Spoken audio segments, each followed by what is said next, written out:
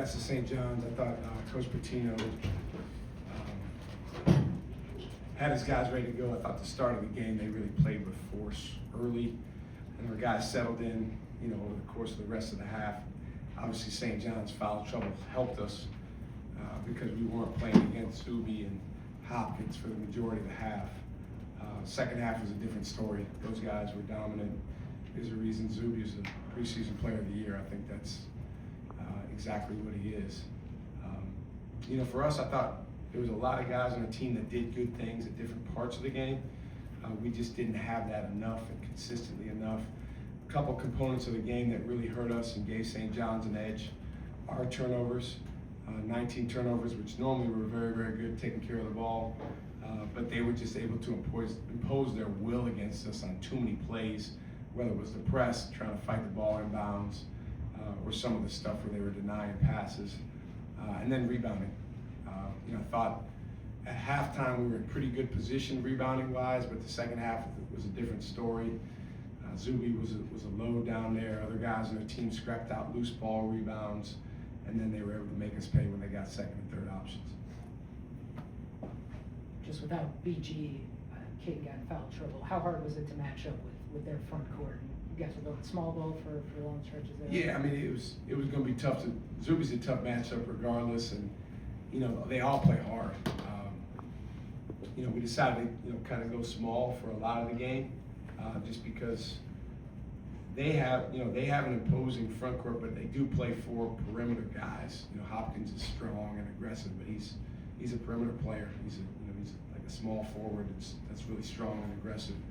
I thought Demarius gave us some good minutes tonight, but I'll tell you what, the combination of Zuby's physicality, it took its toll on us from the foul standpoint, getting to the foul line, and then their guys cutting off of him.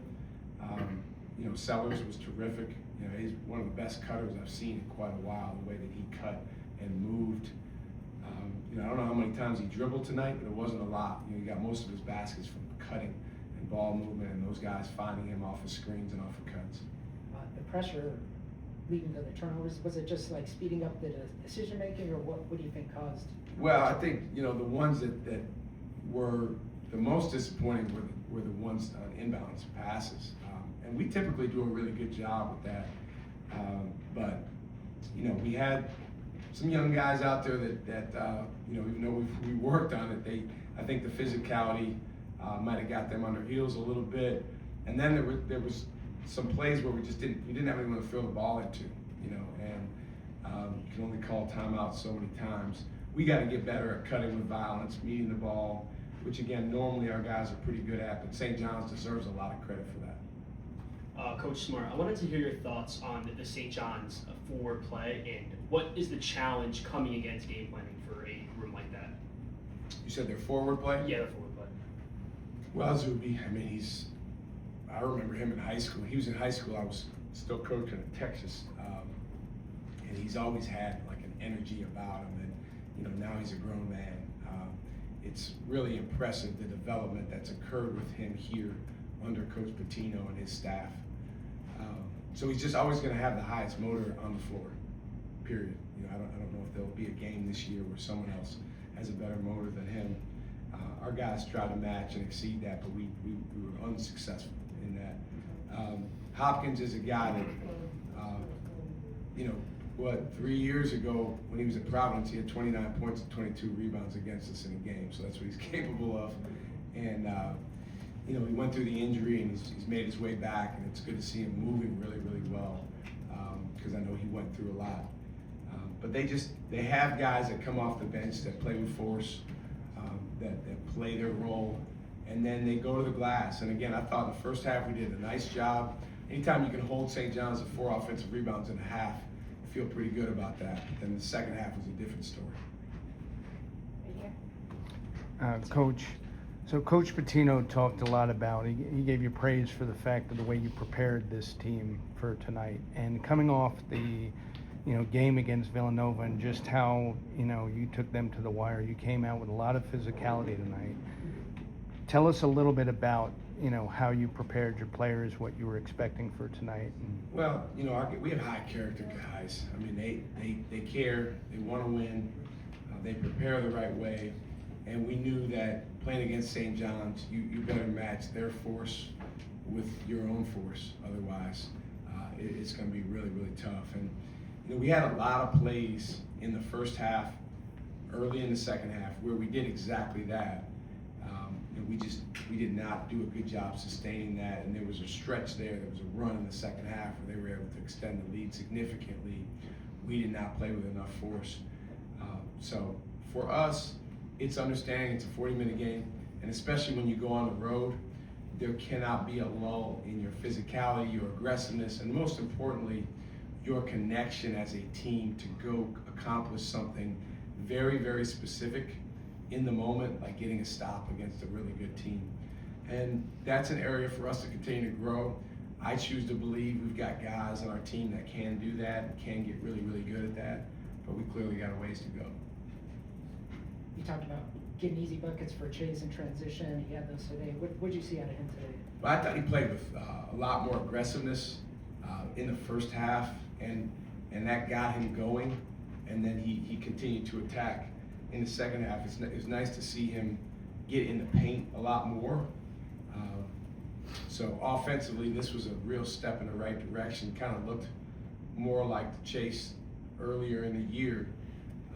The thing is right now, and this is probably, unrealistic and a lot, too much to ask, but it's like we're asking a guy to do a whole lot. We need him to do that. We need him to stabilize our team on the defensive end as well. We need him to be damn near perfect defending screening action, which is, it's a game of mistakes, but, he gets tired sometimes, but I thought this was a step in the right direction, at least in terms of his aggressiveness and getting back to Chase Ross type of violence plays. Now we need to build on that, and as a team, supplement what he's doing and NJ is doing. We've seen this team play better in the last couple of weeks. I mean, where do you think the most growth has come from in recent games? Well, I just think that I think, Ben, as you know, we've had some really challenging games this year. We've had, really since the beginning of the year, we've had our share of adversity. I think our guys are understanding more and more that the only way out is through, and they have pride. And so, when we've played well in, I would say, our last few games, 3-4 games, it's a stretch of 5 or 6 or 7 minutes where I know I say this a lot, but we've got 5 guys that are lost in the fight and connected with each other around doing something that they all want just as much, if not more, than anyone else ever affiliated with our program. And we have to sustain that over 40 minutes to even have a chance against a team like this. They got, Hall of Fame coach as good as anyone to ever do it. They've got really good, experienced, tough-minded, aggressive players, and they've got a heck of a home crowd behind them. So when you add all that stuff up, for us, there cannot be a lull of 3, 5, 7 minutes where we don't have what I just described. And even then, some things are going to go against you. You might miss. We had a stretch where we missed a couple stone cold layups in a row.